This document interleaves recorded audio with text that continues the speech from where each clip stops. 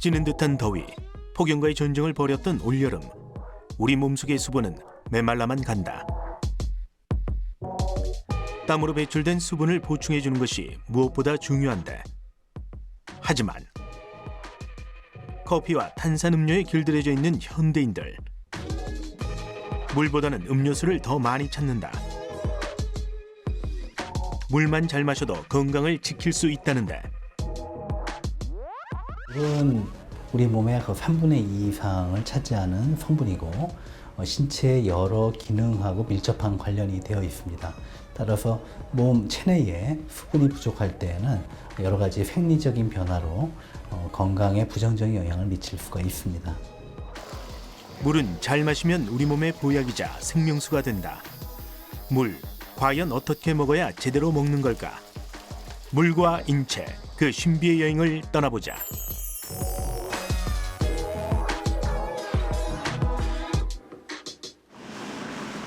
보는 이의 마음까지 시원하게 해주는 물. 물은 자연이 모두에게 준 선물이다. 물을 보면 마음이 편안해지고, 물을 마시면 무기력했던 몸도 활기를 되찾는다. 물은 생명수다. 따라서 좋은 물을 마시는 것은 우리 몸을 살리는 길이 될 수 있다. 우리 몸은 70%가 물로 채워져 있다. 물은 우리 몸에서 어떤 기능을 하고 있을까? 우리 몸속의 모든 장기가 제대로 기능하기 위해서는 혈액을 통해서 영양분이라든가 노폐물이 제거되는 과정, 이런 과정이 필요한데 혈액의 대부분이 물로 만들어져 있죠. 그리고 각 장기 대부분도 한 75% 이상이 물로 만들어져 있어서 우리 몸 장기가 제대로 기능하는데 물이 굉장히 중요한 역할을 한다고 할 수 있고요. 두 번째로는 다양한 눈이라든가 또 소화액이라든가 호흡기 점액이라든가 모든 점막에서의 분비에는 수분이 굉장히 중요한 작용을 해서 몸속의 각 장기가 기능하는데 물이 중요한 역할을 한다고 할 수 있습니다. 우리 몸의 각 장기와 기관에서 물이 차지하는 비중을 살펴보면 폐와 간이 86%, 신장과 혈액이 83%, 뇌, 심장, 근육이 75%나 된다. 물은 체내에서 혈액과 림프액의 흐름을 좋게 하고 신진대사를 촉진하는 역할을 한다. 즉, 물은 혈관을 통해 영양소와 산소를 신체 곳곳에 실어 나르고 노폐물이나 독소가 신장을 통해 배설되도록 한다. 면역 세포들과 면역 물질들의 활약도 물의 도움을 통해 이루어진다. 물이 몸의 건강을 위한 요소로 새삼 주목받는 이유들이다. 우리 몸에서의 면역세포라고 하면은 백혈구 또 여러 가지 면역글로불린 등을 들 수 있습니다. 근데 이제 백혈구 같은 경우에는 몸에서 가장 빨리 전환되고 새로 만들어지고 없어지는 그런 성분 중에 하나라고 할 수 있어서 수분이나 영양의 부족에 가장 먼저 영향을 받는 그런 기관이라고 할 수 있고요. 그 이외에 이제 이뮤노글로불린, 면역글로불린을 만드는 것은 주로 간이 하는 역할인데 간도 대부분이 물이라던가 혈액으로 만들어져 있어서 수분 부족의 영향을 많이 받는다고 할 수 있습니다. 좋은 물은 여러 환경 오염 물질, 식품 첨가물, 발암 물질 등을 제대로 체외로 배출시킨다. 따라서 물을 적게 마시는 사람은 병에 걸리기 쉽다. 스트레스의 생리적 대처에 가장 많이 필요한 것이 바로 물이다. 피로물질 제거, 숙취 해소, 다이어트를 할 때도 가장 중요한 것이 충분한 물 공급이다. 수분 비율은 여자가 남자보다, 노인이 젊은이보다 낮다. 근육 조직의 차이 때문이다. 늙어간다는 것은 몸속의 수분을 보유하는 능력이 갈수록 떨어진다는 것을 의미한다. 인간 수명과 인체 수분 함량의 관계를 살펴보면 나이가 들어갈수록 수분 함량이 적어지는 것을 알 수 있다. 따라서 나이가 들수록 근육을 유지하기 위해서는 운동과 함께 수분 섭취를 얼마나 충분히 하느냐가 큰 영향을 미친다. 물은 우리 생명 유지에 꼭 필요한 주요 요소이기 때문에 수분을 충분히 섭취하는 것이 점점 더 중요해지고 있습니다. 또 하루에 일정량 이상의 수분을 매일 공급을 받게 됨으로써 좀 더 위생적이고 좀 더 건강에 유익한 물을 마시고자 하는 욕구들이 강해지고 있습니다. 지난 8월 전국 대부분 지방은 낮 최고 기온이 35도를 웃도는 폭염 경보가 연일 이어졌다. 한반도 전체는 그야말로 찜통더위에 시달렸다. 불볕더위로 인해 응급실을 찾는 환자도 급증했다. 소방방재청에 따르면 지난 6월부터 8월 11일까지 전국에서 열사병, 열탈진, 열경련 등 온열 증세를 보인 환자는 788명, 같은 증세로 6명이 사망했다. 특히 폭염은 노년층에서 더욱 위험하다. 폭염이 닥치면 노년층과 고혈압, 당뇨병 등 만성 질환자가 갑자기 숨지는 경우가 늘어난다. 노년층은 체온 조절 능력이 약해 더위에 쉽게 쓰러진다. 별다른 지병도 없는 노인도 폭염으로 돌연사할 수 있다는 얘기다. 심한 더위 자체가 만성 질환을 가지고 있는 분들에게 큰 스트레스로 작용을 합니다. 또한 이 더운 여름에 충분히 수분을 보충하지 않아서 탈수가 될 경우에 주요 장기의 혈액 공급을 원활히 하기 위해서 오히려 체내에서 혈압을 높이는 방향으로 작용을 함으로써 오히려 고혈압으로 인한 합병증이나 또 뇌졸중, 심근경색 같은 질병의 발생 위험이 높아지는 경우도 생기게 됩니다. 특히 이들을 더욱 위험에 빠뜨리는 것은 바로 수분 부족. 그렇다면 수분 부족이 어떻게 해서 뇌졸중으로 이어지는 걸까? 아무래도 수분이 부족한 상태가 되면 그 조금 더 진하고 거른 혈액을 심장이 펌핑하는데 무리가 가게 되겠죠. 따라서 온몸의 체력이라든가 심장을 통한 몸의 순환 이런 것들이 상대적으로 떨어지고 대사가 느려지면서 마치 젊은 사람이라고 하더라도 연세 드신 분들의 대사 상태와 비슷한 그런 혈액순환 상태를 만들 수 있겠습니다. 혈액순환은 단순히 사실 수분만으로 이루어지는 거라고 할 수는 없고요. 그 이외에 혈액을 돌릴 수 있는 체력, 또 영양 성분, 또 어떤 스트레스나 이런 상황에서 혈액 자체를 또 잘 돌아가지 못하게 혈관을 수축시키는 등 다양한 원인이 작용한다고 할 수 있지만 근본적으로 수분과 영양 섭취가 적절해야 혈액순환이 원활하다고 볼 수 있겠습니다. 우리 몸에서 수분이 1% 부족할 때는 갈증이, 3% 부족할 때는 혈류량 감소, 5% 부족할 때는 집중력 저하 현상이, 8%가 부족할 때는 어지러움과 운동 시 호흡 곤란, 11%가 부족할 때는 혈류순환 장애와 심부전 현상이 나타난다. 고혈압, 당뇨병 등 혈류순환 장애를 갖고 있는 노인들은 평소 수분 보충에 특별히 신경 써야 한다. 특히 고혈압, 당뇨병 환자는 혈관 질환이나 혈관 합병증, 즉 뇌졸중이나 또는 심근경색의 발생 위험이 높은 집단이기 때문에 여름철에 더위와 함께 탈수가 진행이 되면 이런 혈관 질환의 발생 위험이 높아질 수 있기 때문에 탈수가 되지 않도록 수분을 충분히 섭취하는 것이 더욱더 중요합니다. 1992년 미국 농무부와 보건후생부는 바람직한 식습관을 가질 수 있도록 노인들을 위한 영양 피라미드를 만들어 홍보했다. 그 맨 아래에는 바로 하루 8잔의 물이 자리하고 있다. 노인의 영양을 위해서 가장 필요한 것이 바로 물인 셈이다. 그렇다면 우리나라 국민의 물 섭취량은 얼마나 될까? 2005년 국민건강영양조사 결과를 보면 남자는 하루 평균 1리터 정도, 여자는 하루 평균 0.8리터 정도의 물을 마신다고 보고하고 있다. 그러나 세계보건기구는 하루 물 섭취 권장량을 1.5에서 2리터, 즉 200ml 기준으로 8잔에서 10잔으로 제시했다. 하루 동안 우리 몸에서 빠져나가는 수분은 피부와 땀으로 500에서 1000cc, 소변으로 1500에서 1800cc, 호흡으로 380에서 450cc 등 하루 2.5리터 정도다. 하루에 마시는 양보다 훨씬 많은 양의 물이 빠져나가고 있다는 것을 알 수 있다. 즉, 만성 탈수증에 시달리고 있는 것이다. 그런데 우리 몸에서 더 많은 수분을 빠져나가도록 하는 것이 있다. 바로 카페인이다.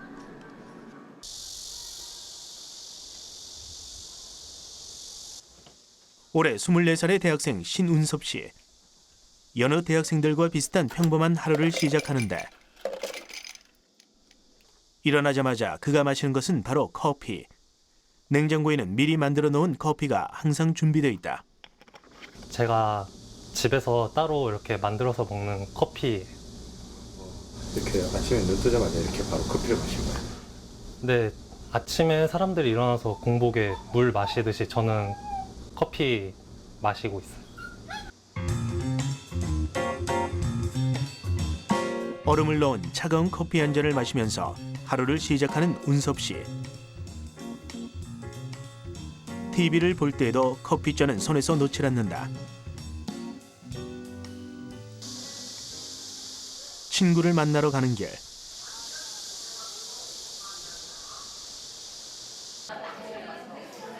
오랜만에 만난 친구와 커피를 마시는 운섭 씨.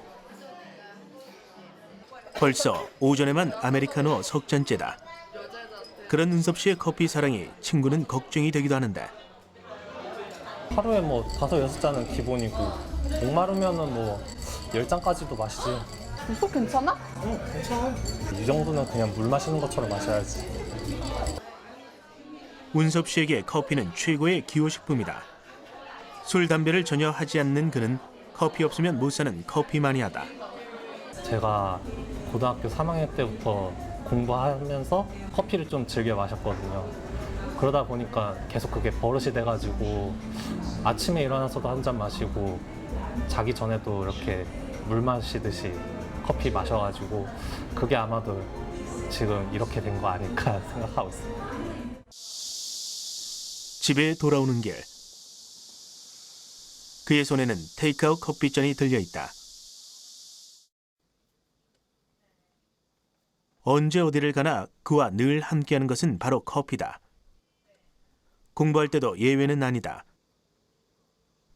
졸음을 쫓는 데는 역시 커피만한 게 없다. 물보다 커피를 많이 마시는 그. 카페인을 많이 섭취하는 게 걱정이 되지는 않을까. 건강에 좀 걱정이 되지는 않은지.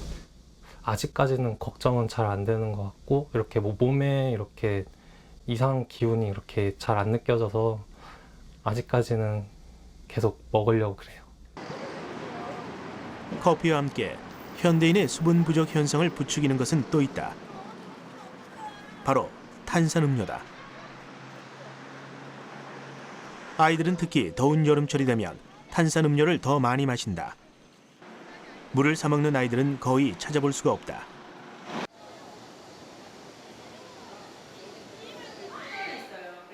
그렇다면 아이들은 탄산음료를 얼마나 마시고 있는 걸까?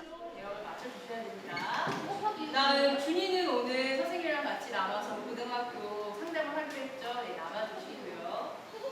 서울의 한 중학교를 찾아가 아이들에게 직접 물어봤다. 자, 여러분이 얼마나 탄산음료를 많이 마시는지에 대해서 오늘 조사를 한번 해볼게요. 여러분이 하루에 탄산음료를 한 캔 이하로 마시는 사람, 한 캔까지 마시는 사람 손 한번 들어볼까요? 하나, 둘, 셋, 넷, 다섯, 여섯, 일곱, 여덟, 아홉, 열, 열하나, 열둘. 그러면 이제 3캔 이하로 마시는 사람, 2캔에서 3캔 마시는 사람 손 한번 들어볼까요? 2캔에서 3캔 하루에. 괜찮아, 손 들어보자. 4명. 조사 결과 그리 많은 양은 아니지만 아이들은 여전히 물보다는 탄산음료를 좋아하는 것으로 나타났다. 4명 손 들어보자. 물도 가끔씩 맛있긴 한데 탄산음료만의 맛이 있잖아요. 일단 달콤하고 탄산이다 보니까 그냥 갈증이 해소되는 것 같기도 하고요.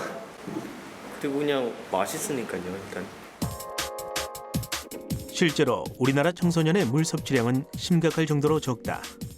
세계보건기구의 청소년 물 섭취 권장량은 남자 3.3리터, 여자 2.3리터다. 하지만 우리나라 청소년이 하루에 마시는 물의 양은 이의 절반도 안 되는 0.8리터에 불과하다. 그렇다면 커피와 탄산음료 등 카페인 음료는 우리 몸속 수분에 어떤 영향을 미치는 걸까? 커피와 탄산음료는 분명히 물을 공급하는 그런 하나의 중요한 수단이 되지만 그 이외에도 커피의 경우는 카페인 또는 거기에 단순당이 추가되어 있는 경우가 있고 또 탄산음료에는 단순히 탄산뿐만 아니라 당이나 또는 인공 감미료 등이 들어있는 경우가 있습니다. 따라서 수분 섭취를 위해서 커피나 탄산음료를 너무 과다하게 마실 경우에는 물의 건강상의 이점보다도 같이 섭취한 다른 성분이 건강에 미치는 부정적인 영향이 있을 수 있기 때문에 적정량을 섭취하도록 주의하실 필요가 있겠습니다. 공학 박사이자 한 중소기업의 부회장으로 일하고 있는 류영창 씨.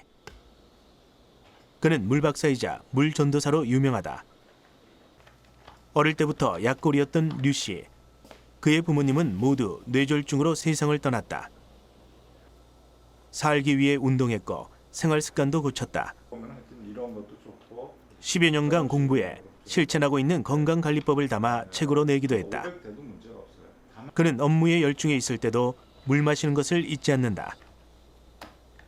류 씨는 신체 수분 부족이 생활습관병의 단초를 제공한다며 하루에 2리터의 물을 갈증이 나기 전에 나눠 마시라고 말한다. 이렇게 물 건강법에 대해 강의를 하러 다녔다.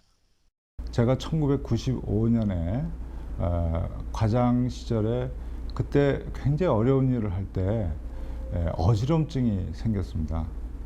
그 양방 한방 어느 병원에 가도 원인을 모르는 거예요.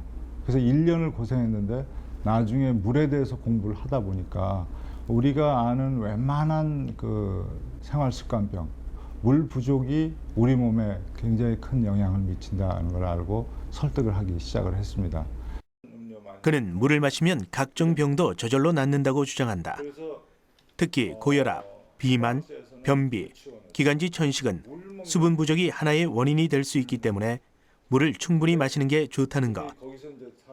류 씨 자신도 물 먹는 습관 등 생활 습관 개선으로 고혈압을 치료했다. 물 박사 류영창 씨. 과연 그는 어떤 물을 어떻게 마시고 있을까? 물은 일단 살아있는 물이 좋다. 그리고 좀 전문적으로 말씀드리면은 pH 7.3 정도의 물이 가장 좋은 상태입니다. 그리고 맛있는 물이라는 거는 상온보다 한 10도 정도 낮은 물, 이런 거니까 물을 끓여 먹는다고 좋은 거는 아닙니다. 그래서 물은 미리미리 항상 조금씩 평소에 마셔두는 것이 중요합니다. 충분한 물을 마시는 것과 더불어 식단도 확 바꿨다. 좋아하던 밀가루 음식은 현미밥으로, 갈비탕과 육개장은 채소가 많은 비빔밥으로 대신했다. 적색고기 대신 생선을 챙겼다. 식단을 저염, 저자극식으로 바꿨다. 덕분에 그는 현재 약 없이도 정상 혈압을 유지하고 있다. 물이라는 건 뭐냐면 어떤 음식물들을 분해하고 그다음에 노폐물을 운반하고 이런 데에서 중요한 역할을 하기 때문에 그것이 피를 깨끗하게 하고 혈관을 깨끗하게 했기 때문에 혈압이 낮아지는 데 큰 도움이 됐다고 생각을 합니다. 물로 인해 건강도 삶의 활력도 되찾은 류영창 씨. 올해 나이 59. 이제 인생의 후반부로 달려가고 있는 그에게 물은 새로운 생명을 열어준 선물과 같은 존재다.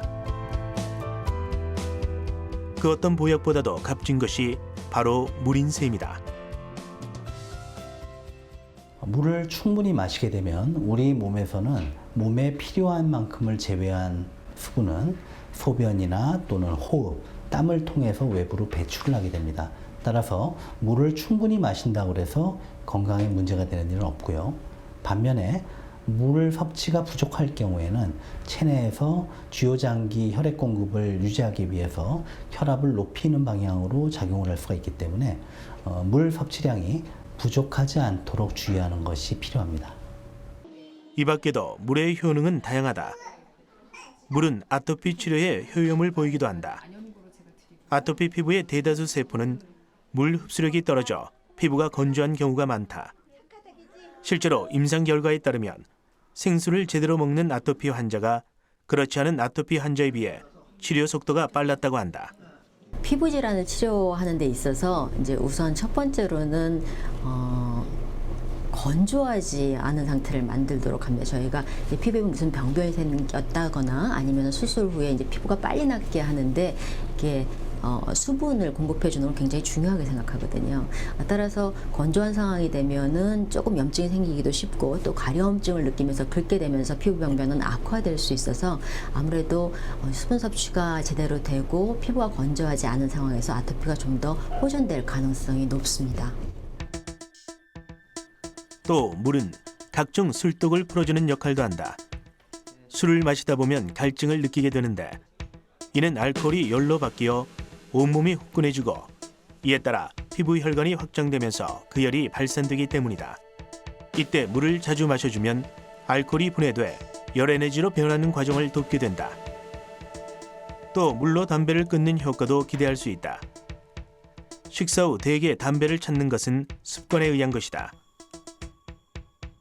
담배를 끊을 때 수시로 물을 마시면 물잔을 입에 대므로써 어느 정도 심리적 만족을 주게 되고 물을 통해 니코틴의 배출이 빨라지는 효과를 기대할 수 있다.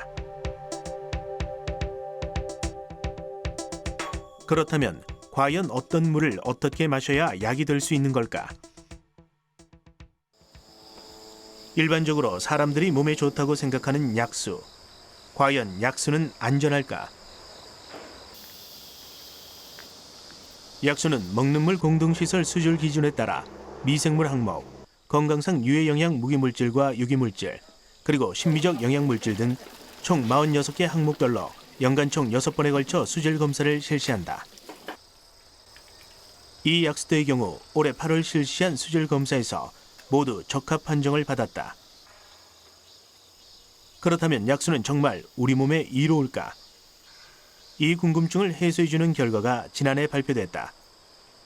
시판되는 생수의 평균값보다 미네랄 함량이 풍부하다는 것이다. 서울시 보건환경연구원은 서울 시내에 있는 250개 약수터의 미네랄 함량을 시판되는 33개 생수 제품과 비교 분석했다. 그 결과 16곳은 대표적인 미네랄 성분인 칼슘, 마그네슘, 칼륨, 나트륨 중 칼슘의 함유량이 시판 생수보다 2배 이상 높은 것으로 나타났다. 그 외 서울 시내 49곳의 약수터에서 시판되는 생수의 평균값보다 미네랄 함량이 풍부한 약수가 나오는 것으로 나타났다. 미네랄 함량이 풍부한 약수, 그 맛은 어떨까? 물이 좋고요. 여기가 오염도 안 되고 물이 깨끗해요. 물이 왠지 짠맛도 없고 아주 그냥 달다 그러나 맛이 아주 깨끗해요. 무생무치의 물에도 영양분이 있다. 미네랄이 대표적이다. 그렇다면 미네랄은 과연 무엇이며 우리 몸에서 어떤 역할을 할까? 미네랄이라고 하는 거는 우리 몸속에서 이제 여러 가지 대사 과정에 보조적으로 작용하는 이제 특히 에너지를 만드는 과정이라든가 뭐 뼈 건강, 근육 건강 이런 것들을 도와주는데 큰 역할을 하는 것들이 대부분이고요. 물속에 많은 것들은 이제 칼슘이나 마그네슘, 칼륨 이런 것들이 있고 또 그 위에 조금 나쁜 것들로는 납이라든가 알세닉 이런 것들이 있을 수 있는데 칼슘, 마그네슘 같은 성분들은 특히 뼈와 근육 건강에 도움이 되고요. 또 칼슘 같은 경우에는 신경이나 근육들이 움직이고 정기적인 자극을 제대로 받고 움직일 수 있는데 큰 역할을 하기 때문에 몸의 전반적인 기능이 잘 돌아가도록 하는데 도움이 된다고 할 수 있습니다. 영양소라 부르지만 미네랄은 분자 구조의 탄소를 함유하고 있지 않아 에너지를 내지 못한다. 단백질, 지방, 탄수화물, 비타민과 함께 5대 영양소의 하나인 미네랄은 체내에서 합성할 수 없는 필수 영양소다. 인체 구성의 4%밖에 차지하지 않지만 몸속에 흡수된 후 모든 신진대사를 조율한다. 미네랄이 풍부하게 함유된 물은 물맛이 좋다. 결국 좋은 물이란 미네랄이 풍부한 물이다. 여기서 한 가지 더 중요한 것은 알칼리 수여야 한다는 것이다.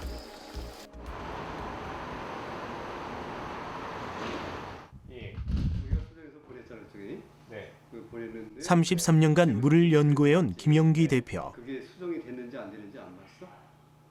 맞습니다. 그는 몸에 좋은 물을 연구해 알칼리 환원수기를 만들었다. 알칼리 환원수란 무엇일까? 환원력 에너지가 있는 알칼리성 물을 말하는 겁니다. 그것은 이제 물이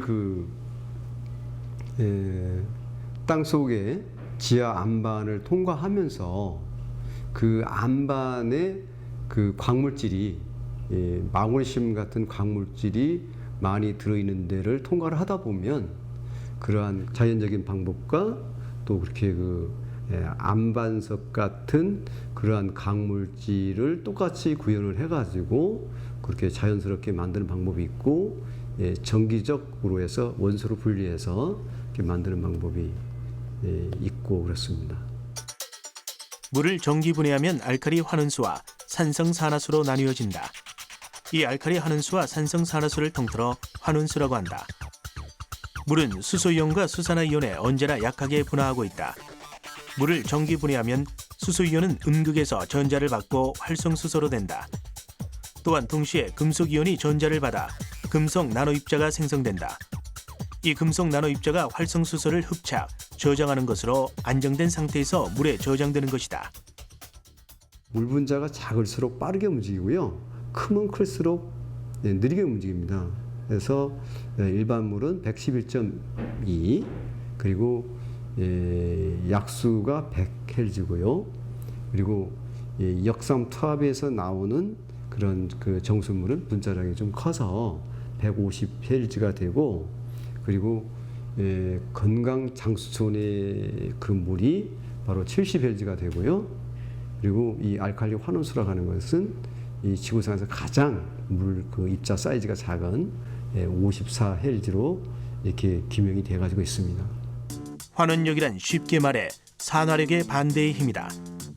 쇠가 녹슬고 깎아놓은 사과의 색이 갈색으로 변하고 사람이 늙고 병드는 것 모두가 산화 현상이다. 이런 산화 현상을 막아주는 것이 항산화인데 이것이 바로 환원력에 의해 작용하는 것이다.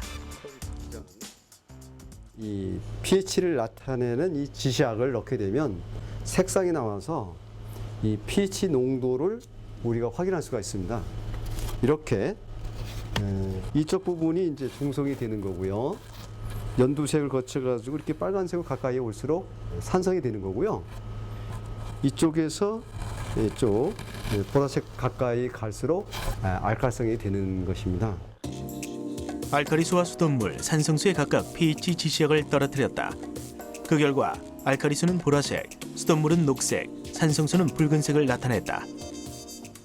물만 따랐을 때는 일반 물이나 알칼성 물이나 산성 물이나 다 똑같이 보였지만 이와 같이 이렇게 이 pH 지시약을 넣으니까 색상으로서 이 알칼성 물과 산성 물과 중성 물이 확연하게 구분이 되는 것입니다.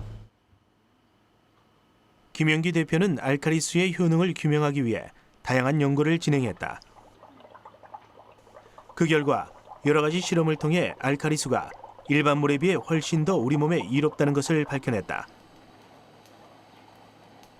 그렇다면 알칼리수가 왜 우리 몸에 좋은 것일까? 우리 인체는 항상성 기능에 의해 약알칼리성을 띠고 있다. 그런데 다양한 외부 요인으로 인해 체액이 산성화되면서 각종 성인병에 시달리게 된다는 것이다. 가장 핵심적인 작용은 이 산화를 방지하는 항산화 능력이 있습니다. 그러니까 정제된 비타민 C 같은 그런 항산화법도 있습니다만은 이 지금 알칼리 환원수에 대한 항산화 작용은 일체의 역작용이라든가 부작용이 전혀 없는 가장 안전하고 이상적이고 자연적인 항산화 방법이라고 말할 수 있습니다. 알칼리 환원수의 효과는 과학적으로 이미 입증된 바 있다. 물 자체는 하나의 생명체이기 때문에 그 에너지가 있어서 우리 그 사람의 말을 알아듣는다고 하는 말이 있는데요. 같은 물이라도 우리가 좋은 마음으로 바라보고 감사히 여기고 하면 이 안에 그 물의 분자 구조가 달라진다고 하는 것도 이렇게 보고가 되고 있고 하는데 이 물을 소중하게 다룰 필요가 있고요. 여러 가지 좋은 그 활용도가 많이 있으니까 좋은 이점이 있다는 걸 말씀드립니다. 국내 물연구의 권위자 중 한 명인 김현원 교수. 그 역시 알칼리 환원수의 효능을 일찍이 경험했다. 생화학을 전공한 그가 물 박사가 된 특별한 계기가 있다. 바로 그의 딸 때문이었다. 뇌종양이 생겼어요. 뇌하수체. 그래서 수술로 종양을 절제하면서 뇌하수체도 잘라냈어요. 뇌하수체는 우리 몸에 필요한 여러 가지 호르몬을 생산하는 아주 손톱만한 크기지만 굉장히 중요한 기관이에요. 근데 아이가 뇌하수체가 없으니까 호르몬을 외부에서 주입해야 되는데 대부분의 호르몬은 큰 문제가 없는데 뭐 성장 호르몬은 매일 하루에 한 번씩 주사를 맞아야 되니까 좀 힘들겠지만 그것보다 더 힘든 건 바소프레신이라는 호르몬이에요. 하루 2차례 바소프레신을 제때 투여하지 못하면 손발이 차지고 심장 박동이 빨라지는 등 부작용에 시달렸다.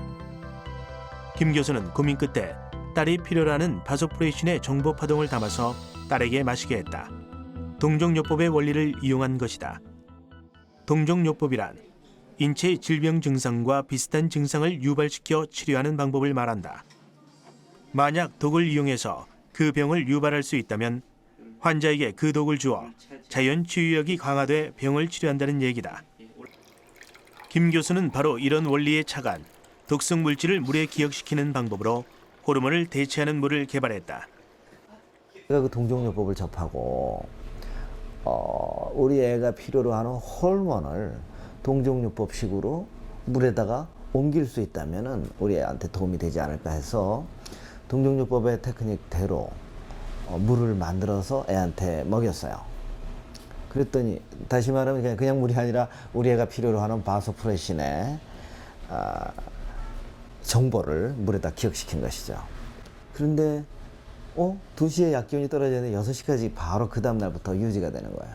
그래서 야 이거 참 신기하다. 정말 물에 이런 호르몬도 기억이 되는구나 하는 걸 알게 됐죠. 딸을 통해 동종요법을 활용한 물의 효능을 확인한 김 교수는 정보를 입력하는 기계를 직접 만들었다. 왼쪽에는 정보를 옮기고자 하는 물질을, 오른쪽에는 정보를 받고자 하는 물질을 넣으면 정보가 옮겨진다는 것이다. 김 교수는 이런 방법으로 다양한 호르몬 대체물을 만들어냈다. 세로토닌을 물에 담아 우울증을 치료하고 성장 호르몬을 물에 담아 딸의 성장에도 도움을 줬다. 그 외 갱년기 증상, 당뇨, 갑상선 기능 저하 등도 좋아졌다. 그는 물을 정보를 담는 그릇이라고 말한다. 좋은 그릇을 사용하면 음식이 더 빛나듯이 물이라는 그릇도 좋은 그릇을 찾았다. 그렇게 찾은 그릇이 바로 알칼리 환원수다. 그래서 이번엔 알칼리 환원수를 직접 만들었다. 다공성 숯과 맥반석, 마그네슘, 원적외선을 발생하는 물질 등을 이용해 미네랄을 만들었다. 마그네슘에서 만들어진 그래서 물에 녹아 들어간 전자가 물속에는 H+랑 만나서 수소를 발생하고 그 물은 항상 H+와 OH-의 평형으로 이루어져 있는데 H+가 없어지고 수소가 만들어지니까 그 평형을 맞추기 위해서 OH-의 농도가 올라가는 것입니다. 그래서 이것을 알칼리 환원수라고 말하는 거예요. 다시 말하면 수소에 의해서 환원력이 생기고 OH-에 의해서 알칼리성이 생기는 거예요. 이 미네랄을 수돗물에 넣은 것이 바로 알칼리 환원수다. 연세대 원주의과대학은 2009년 알칼리 이온수의 각종 효과에 대해 밝혔다. 그중 항암 효과를 동물 실험을 통해 밝혔다. 알칼리 환원수 자체도 항암 효과가 분명히 나타나요. 그것은 뭐 동물 실험이나 실험실에서의 그 세포 배양 실험을 통해서 우리가 확인할 수 있어요. 그런데 거기다가 암을 억제하는 그런 기본적인 정보들이 있는데 그걸 실제로 유전자 조절이라는 그런 방법을 쓰지 않으면 사용할 수 없어요. 근데 물에다 카피를 하면은 또 사용할 수 있어요. 그래서 실제로 암 환자가 완쾌되는 그런 일까지도 있었어요. 또 고지방 비만주의 동물 실험으로 알칼리 이온수의 비만 억제 효과를 규명했다. 그리고 당뇨가 있는 쥐 실험을 통해 알칼리 이온수가 당뇨 억제 효과가 있는 것을 알 수 있었다. 예를 들어서 고치기 힘든 당뇨라 그러면은 인슐린이나 뭐 GLP-1이나 여러 가지 당뇨를 치료하는 데 도움이 되는 그러한 물질의 정보를 물에다 담아서 주는 것이죠. 다시 말하면은 이 알칼리 환원수를 만드는 그러한 물에다가 담아서 줬을 때 그냥 알칼리 환원수보다도 훨씬 더 빨리 당뇨 환자가 좋아지는 그런 것들을 발견하고 또 암도 마찬가지예요. 이외에도 알칼리 환원수의 과학적 효과는 이미 입증된 바 있다. 건강을 생각한다면 산성수가 아닌 알칼리 환원수를 마시자.